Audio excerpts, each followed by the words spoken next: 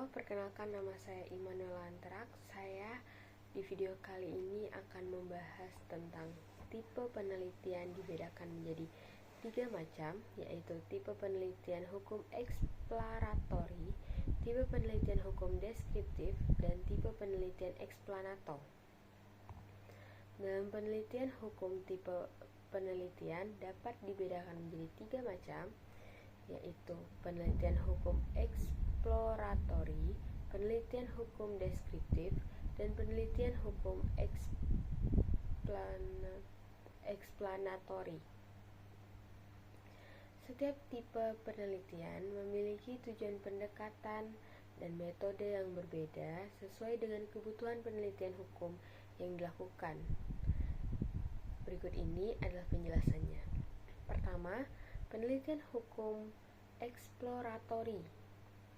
Penelitian hukum eksploratory adalah penelitian yang bertujuan untuk menemukan, menggali, atau mengeksplorasi suatu permasalahan hukum yang belum banyak diteliti atau belum memiliki dasar hukum yang jelas. Penelitian ini sering digunakan untuk mencari pemahaman awal mengenai suatu fenomena hukum yang masih baru atau belum banyak dibahas dalam literatur hukum. Tujuannya yang pertama, mengidentifikasi isu hukum yang masih samar atau belum banyak dikaji. Tujuan yang kedua, ada menemukan konsep, norma, atau praktik hukum yang mungkin dapat menjadi dasar bagi penelitian lebih lanjut. Tujuan yang ketiga itu ada untuk mengembangkan hipotesis atau teori awal tentang suatu fenomena hukum. Selain itu, ada juga metodenya. Metode yang pertama yaitu penelitian eksploratory biasanya menggunakan pendekatan kualitatif dengan metode seperti studi kepustakaan, yaitu meneliti dokumen hukum, peraturan, dan literatur terkait.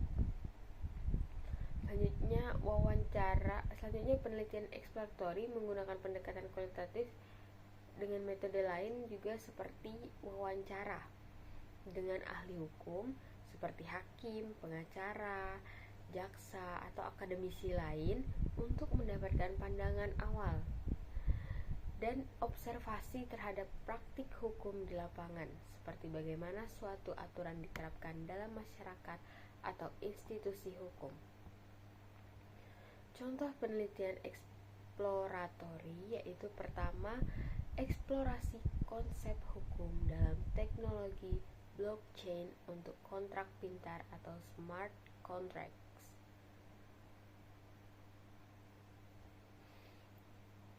Contoh lainnya juga ada kajian awal terhadap regulasi kecerdasan buatan dalam sistem peradilan pidana. Penelitian ini bersifat pendahuluan, sehingga hasilnya seringkali menjadi dasar untuk penelitian hukum deskriptif atau explanatory di tahap berikutnya. Selanjutnya, yang kedua ada penelitian hukum deskriptif. Penelitian hukum deskriptif adalah penelitian yang bertujuan untuk menggambarkan secara sistematis, faktual, dan akurat mengenai suatu aturan hukum, konsep hukum, atau fenomena hukum tertentu. Dalam penelitian ini, peneliti tidak hanya mengumpulkan data, tetapi juga menjelaskan dan menganalisis bagaimana hukum berlaku dalam suatu konteks tertentu.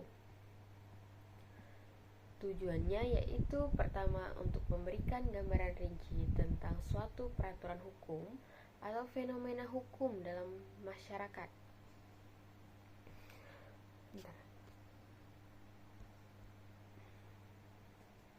Oke, lanjut. Yang kedua, mengidentifikasi pola atau kecenderungan dalam penerapan hukum. Yang terakhir tujuannya yaitu untuk menganalisis bagaimana hukum bekerja dalam praktik tanpa harus menjelaskan sebab akibatnya. Metodenya yaitu penelitian deskriptif dapat menggunakan metode normatif maupun empiris. tergantung pada objek penelitiannya. Metode yang sering digunakan antara lain yaitu pertama ada studi kepustakaan, di mana menggunakan analisis peraturan perundang-undangan, jurisprudensi, dan doktrin hukum. Metode lain selanjutnya itu ada studi kasus, yaitu menganalisis kasus hukum tertentu yang pernah terjadi di pengadilan atau dalam praktik hukum lainnya. Yang ketiga, wawancara dengan pelaku hukum seperti hakim, jaksa, pengacara, dan masyarakat yang terdampak hukum. Yang keempat, survei hukum, yaitu mengumpulkan data dari masyarakat atau pihak terkait untuk mengetahui bagaimana hukum diterapkan dalam kehidupan sehari-hari. Contoh penelitian deskriptif. Contoh yang pertama ada analisis perlindungan hukum bagi konsumen dalam transaksi e-commerce di Indonesia. Contoh yang kedua, perbandingan regulasi kripto di Indonesia dan negara-negara ASEAN. Penelitian ini bersifat faktual dan objektif, sehingga hasilnya memberikan pemahaman yang lebih jelas tentang suatu isu hukum tanpa harus menjelaskan hubungan sebab akibatnya secara mendalam.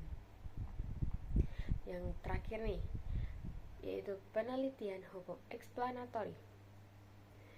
Apa itu penelitian hukum eksplanatori?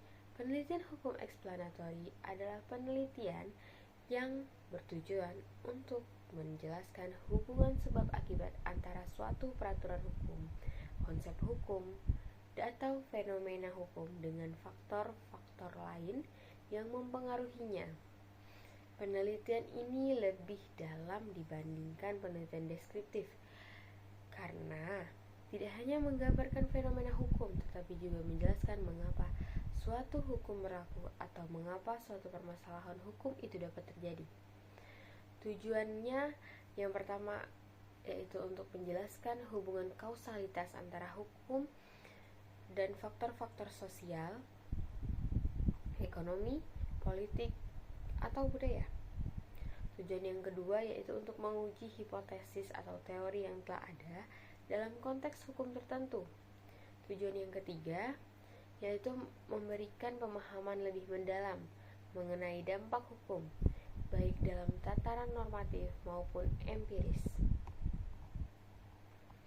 Metode penelitian eksplanatori biasanya menggunakan pendekatan kuantitatif maupun kualitatif, tergantung pada fokus penelitian. Metode yang digunakan antara lain, pertama ada analisis normatif untuk menjelaskan hubungan antara peraturan hukum dan implementasinya dalam praktik.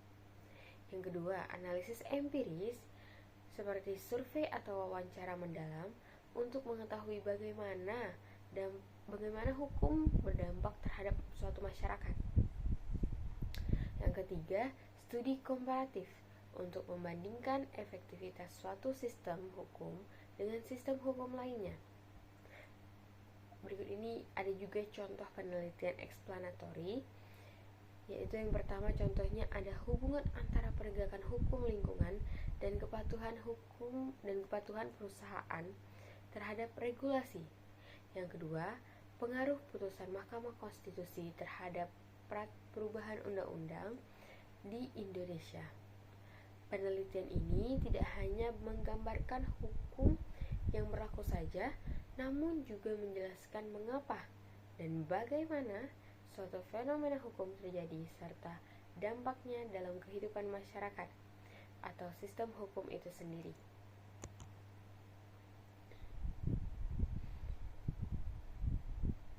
Terakhir, ketiga tipe penelitian hukum ini memiliki perbedaan yang signifikan. Kesimpulan yang saya dapat yaitu pertama, penelitian eksploratori bertujuan untuk menemukan dan menggali konsep atau fenomena hukum yang belum banyak dikaji. Kedua, penelitian deskriptif bertujuan untuk menggambarkan suatu fenomena hukum secara sistematis dan akurat tanpa menjelaskan hubungan sebab akibatnya. Ketiga, penelitian eksplanatori bertujuan untuk menjelaskan hubungan kausal antara hukum dan faktor-faktor yang mempengaruhinya. Pemilihan tipe penelitian bergantung pada tujuan penelitian dan pertanyaan yang ingin dijawab. Jika penelitian masih dalam tahap awal, tipe eksploratory lebih sesuai untuk penelitian tersebut. Jika penelitian ingin memberikan gambaran rinci mengenai suatu isu hukum, maka tipe deskriptiflah yang lebih tepat. Namun, jika penelitian ingin menjelaskan hubungan sebab akibat dalam hukum, maka tipe explanatory yang harus digunakan dan lebih tepat digunakan. Selanjutnya, saya akan menjelaskan juga tentang perbedaan penelitian hukum pada jenjang sarjana, magister, dan doktoral. Kalau di sarjana itu ada skripsi, di magister itu ada tesis, dan doktoral itu disertasi. Penelitian hukum dalam dunia akademik memiliki perbedaan mendasar di setiap jenjang pendidikan. Setiap jenjang memiliki karakteristik tersendiri dalam hal tujuan, kedalaman analisis, kontribusi akademik, dan metodologi penelitian. Yang pertama di jenjang sarjana yaitu dalam skripsi, tujuannya itu ada untuk melatih mahasiswa dalam memahami dan menganalisis permasalahan hukum secara sistematis menggunakan teori dan konsep hukum yang sudah dipelajari. Tujuan yang kedua, mahasiswa menunjukkan kemampuan meneliti secara dasar dan menerapkan metode penelitian hukum. Kedalaman asal analisisnya yaitu yang pertama, analisis bersifat deskriptif atau analitis dengan fokus pada pemahaman dasar dan penerapan teori hukum. Yang kedua, kajian lebih menekankan pada pemaparan hukum yang berlaku dan penerapannya dalam kasus tertentu. Yang terakhir, umumnya berbasis penelitian normatif, kajian pustaka atau seperti kajian pustaka, atau empiris sederhana, yaitu kajian terhadap praktik hukum di lapangan. Kontribusi akademiknya yaitu tidak diharapkan menghasilkan teori baru, tetapi hanya mengaplikasikan teori yang sudah ada untuk menjawab suatu permasalahan hukum yang ada.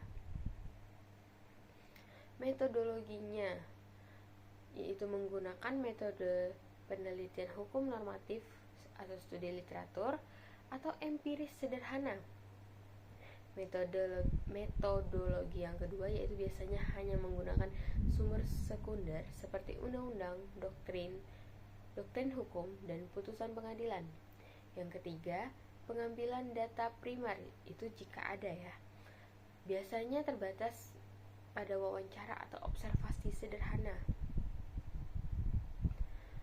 Selanjutnya di jenjang magister atau S2 itu ada tesis, penulisan tesis, penyusunan tesis yang bertujuan untuk menguji pemahaman yang lebih mendalam terhadap suatu permasalahan hukum dan memberikan solusi akademik yang lebih kompleks, serta harus menunjukkan pemikiran yang lebih kritis, analisis, dan mampu membandingkan berbagai teori serta perspektif hukum.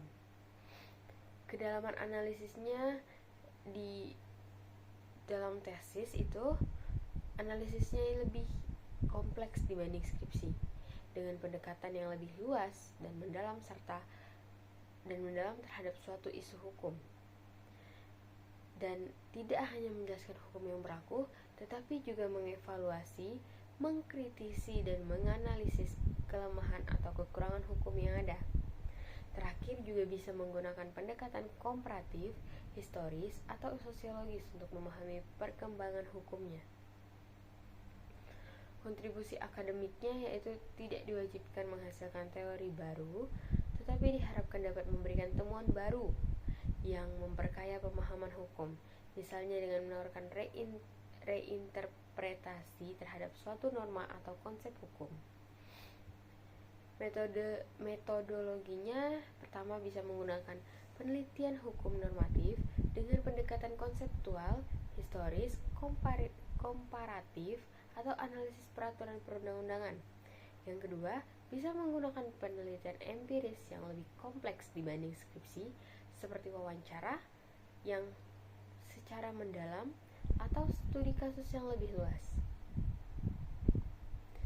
Terakhir ada di jenjang doktor atau S3, yaitu penyusunan atau pembuatan disertasi atau penulisan disertasi, itulah, yang bertujuan untuk menghasilkan kontribusi ilmiah yang orisinil dan signifikan dalam bidang hukum.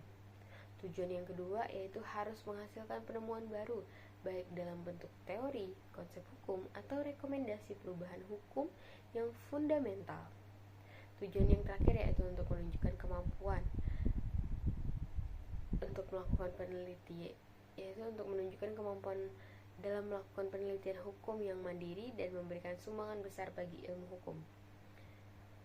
Kedalaman analisisnya yaitu jauh lebih dalam dibandingkan tesis dengan analisis kritis yang mencakup pengembangan teori atau konsep hukum yang baru,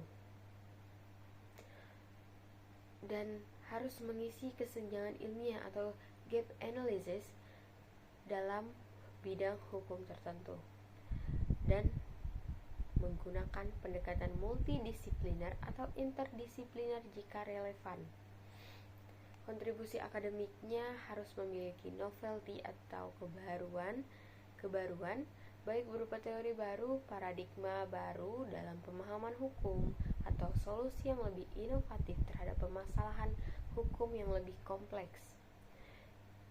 Dan kontribusi ini juga harus dapat diuji dan diakui oleh komunitas akademik hukum secara nasional atau internasional. Metodologinya bisa menggunakan penelitian hukum normatif dengan analisis yang lebih mendalam terhadap teori dan perkembangan hukum.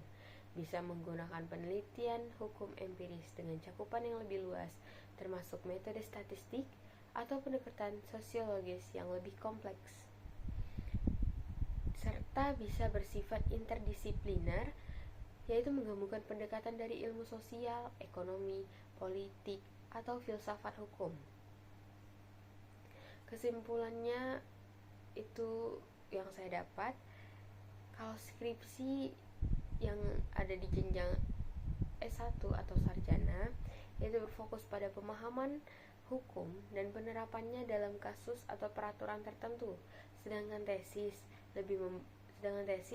di jenjang magister atau S2 lebih mendalam dengan analisis kritik terhadap hukum yang berlaku dan menawarkan gagasan baru.